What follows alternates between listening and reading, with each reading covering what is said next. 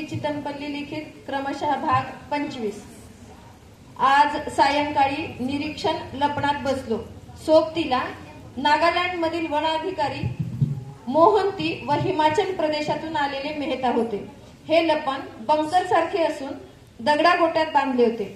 आम्हाला वाकून त्यात प्रवेश करावा लागला। त्यात आम्ही बसलो की डोक्याला त्याचे छत लागायचे। गाद्या अंथरून त्यावर चादर अंथरलेली। आम्हाला आडवे पडून निरीक्षण करावे लागे। निरीक्षण करण्याकरता चौकोनी छिद्रे होती। लपणाचे दार लावून घेतले व त्या छिद्रातून बाहेर पाहू लागलो। मोहंती रंगाने सावळा व अंगाने धिप्पाड होता। हिरवी पॅन्ट, हिरवा शर्ट व त्यावर हिरव्या रंगाचा उनी कोट होता। गादी उशी पाहून त्याने चक्क हातपाय ताणून दिले। म्हणाला, हे तर राहुटीपेक्षा सुखदायी आहे। लपणात गप्प बसायचे असते हे त्याच्या ध्यानीमनी नसावे। तो पडल्या पडल्या उठून एकाएकी बोलायचा। त्यांच्या आवाजाने झरीवर आलेली जनावरे पळून जायची। मेहता वन विभागातून वन्यजीव व्यवस्थापनात नुकताच बदलून आलेला। त्याला ही शिक्षा वाटली। त्याच्या वरिष्ठांना त्याला वन्यजीव विभागाकडे हुसकावून दिल्याचा आनंद वाटे। ते उंच व गोरे होते। अंगात पॅन्ट, शर्ट व उनी स्वेटर, गळ्यात दुर्बीण अडकवलेली। पाळीपाळीने ते दोघे बोलावायचे। त्यांना स्वस्थ बसणे माहीत नसावे। त्यांची सतत खुसफुस चाललेली असायची। लपणासमोर काही अंतरावर पांझरी होती। वेड्या वाकड्या आकारात बांधून त्यात गोटे टाकलेले होते। त्यात 1-1.5 फूट खोल पाणी असावे। त्यातले पाणी आटले की टँकरद्वारे त्यात पाणी भरले जाईल। इतक्यात त्या झरीवर कोल्ह्यांची जोडी आली। नंतर तिसरा कोल्हा आला। कोल्ही चाणाक्ष होती। वासामुळे तिला आमचा सुगावा लागला होता। ती पाण्याला तोंड लावायची, लगेच आमच्या दिशेकडे नाकाने हुंगत हुंगत पाहायची। दोन्ही कोल्हे लपलप पाणी प्याले आणि धावत जंगलात दिसेनासे झाले। नंतर कोल्हीही त्यांच्या पाठोपाठ निघून गेली। मी गंभीरपणे निरीक्षण करीत वहीत नोंदी करताना पाहून दोघांना आश्चर्य वाटे। मोहंतीने मला मध्येच विचारले, चितमपल्ली साहेब, जॅकल आणि फॉक्स मध्ये काय फरक आहे? मी त्यांना त्यांच्या आकारमानातील व तसेच रंगरूपातील फरक सांगितला। कोल्हा अंगाने थोराड असतो। फॉक्स खोकड, अंगाने शिडशिडीत व लहान असते। ह्या दोघांनी फॉक्स कधीच पाहिला नव्हता। मेहतांना तर पाखरे ओळखता येत नसत, परंतु जेवढी पांझरीवर आली त्याची ओळख करून दिली। दाखवली तेवढी त्यांनी लक्षात ठेवली। मोराविषयी त्यांना खूप जिज्ञासा होती। मी त्यांना सर्व शास्त्रीय माहिती सांगितली। ती त्यांनी लक्षपूर्वक ऐकून घेतली। लपणाजवळ काही अंतरावर विहीर होती। जवळच एक प्रचंड वडाचे झाड होते। त्या वृक्षाच्या सावलीत एक जुनी इमारत होती। तिची एकूणच बांधणी राजेशाही थाटाची होती। पायऱ्या चढून गेले की समोर खुली जागा, तिथल्या खांबावर ती इमारत बांधलेली। वर चढून गेल्यावर दोन्ही बाजूला खोल्यांमध्ये जागा सोडलेली। समोर बाल्कनी, खोल्यांना लहान खिडक्या होत्या।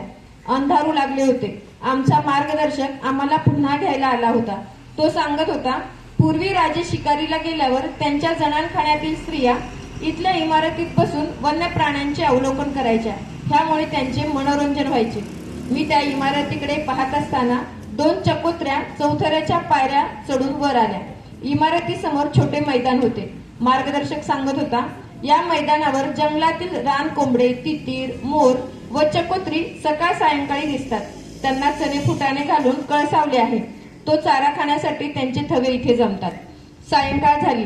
इमारतीतून आम्ही पाहत होतो। चितळ, सांबर व नीलगाईचे कळप चरताना दिसत। इतर प्राणी क्वचितच दिसायचे। एकदा चौशंगा चौखूर पळताना दिसला। अंधारल्यावर परत जात होतो। इतक्यात समोरून 3 सायळी दिसल्या, सर्वांगाचे काटे फुललेले। एवढ्या मोठ्या सायाळी माझ्या पाहण्यात नव्हत्या। जीपच्या दिव्याच्या प्रकाशात उध मांजर रस्ता ओलांडताना दिसले।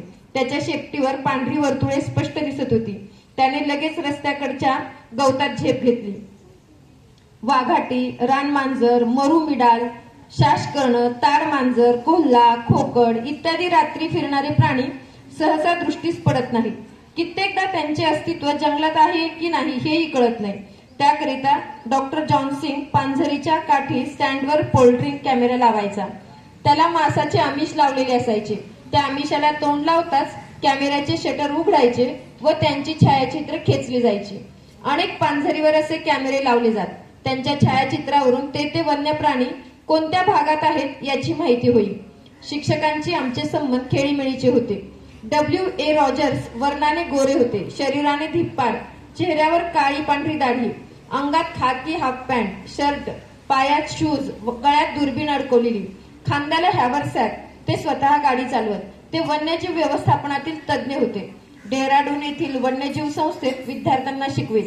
जॉनसिंग यांची पहिली भेट कर्नाटकातील बंदीपूर येथे झाली.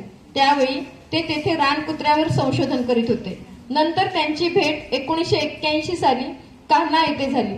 तेथे ते कॅट स्पेशालिस्टची कॉन्फरन्स होती. आम्ही त्यात भाग घेतला होता. ते मूळचे तामिळनाडूतील शिवकाशीचे. तिथल्या कॉलेजमध्ये ते जीवशास्त्र शिकवीत.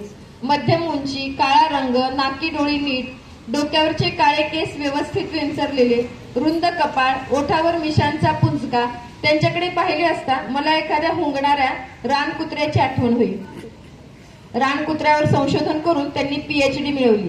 या संशोधनासाठी त्यांना नोकरीचा त्याग करावा लागला. नंतर त्यांनी कालसाड येथील जंगलातील रानटी हत्तींच्या कळपाचा अभ्यास हाती घेतला. त्याची पूर्वतयारी म्हणून अमेरिकेत जाऊन त्यांनी ट्रॉन्किलायझेशनचे ट्रेनिंग घेतले. परंतु कायम स्वरूपाचे उपजीविकेचे साधन मिळेना. घर संसार तर चालला पाहिजे. शेवटी ते डेहराडून येथील वन्यजीव संस्थेत स्थिर झाले.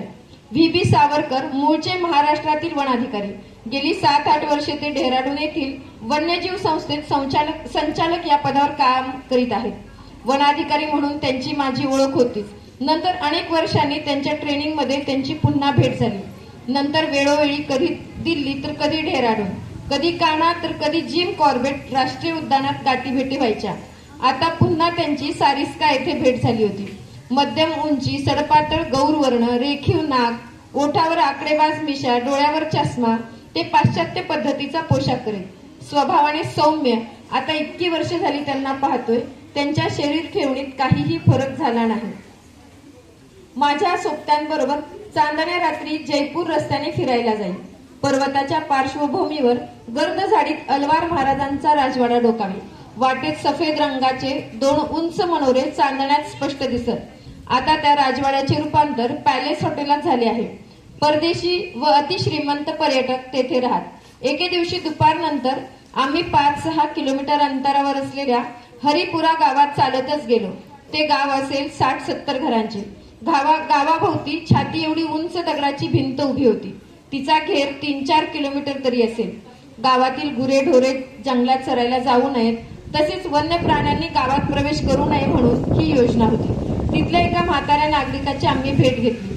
त्याला वाघाविषयी विचारले तर तो म्हणाला, कुठला वाघ हे काय, उगीच त्याच्यासाठी गावाला कैद करून टाकले. आणि इथले 3-4 हुशार माणसं आहेत, ते जंगलात जाऊन वाघाच्या पंजाचे शिक्के मारीत आणि इथं वाघ आहे म्हणून सांगतात. लोकांना गाडीतून नेतात. सर्च लाईट मध्ये चितळ दाखवतात. कुठे चितळाचे 2 डोळे गवतातून चमकतात तर ती हुशार माणसं सांगतात, पहा पहा वाघ दिसला. हरिपुरा गाव इथून दुसरीकडे हलवायचे प्रकरण चालू असल्याचे सारिस्का येथील वनाधिकाऱ्यांनी सांगितले होते. वाघाचे निवासस्थानात हे लोक राहतात तर संघर्ष होणार. पूर्वी जंगलातील गवत कापायला सारा गाव जाईल. आता कुटुंबातील 2-4 लोक जातात. गवतात बसून गवत कापताना वाघ त्यांना पाठमोरा पाहतो. गवताची पाती हलत असतात. त्याला वाटते इथे जनावर असावे म्हणून तो हल्ला करतो. 2-4 माणसाची मान तुटून ती मेली.